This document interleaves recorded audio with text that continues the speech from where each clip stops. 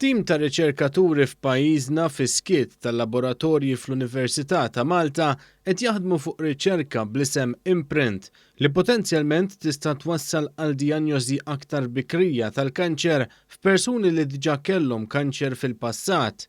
Dan permezz ta' test tad-demm li jirnexxielu jimmarka l-preżenza ta' ċelluli tal-kanċer fid-demm u li jkunu nqatgħu mit-tumur oriġinali.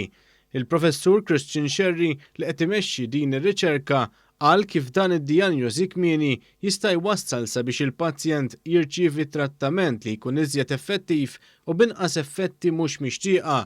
Dal-mezz aħna nkunu nistgħu nsibu ċelluli tal-kanser ġod-demm kmieni ħafna biex bekk nkunu nistgħu nibdewlhom treatment u mbagħad speċifiku għal dak it-tip ta' kanser jekk Alla ħares qatt jerġa' joħroġilhom. Il-professur Sherry qal kif diġà saru avvanzi kbar f'din ir-riċerka waqt żjara li għamel il-Ministru għar-Riċerka u l-Innovazzjoni Owen Bonnici stqarr kif permezz ta' investiment mill-Kunsill Malti għax-Xjenza u t-Teknoloġija mhux biss qed jinħolqu iżjed opportunitajiet għar-riċerkaturi f'pajjiżna iżda wkoll potenzjalment jekk ir-riċerka tirnexxi ser ikunu salvati il-ħajjiet.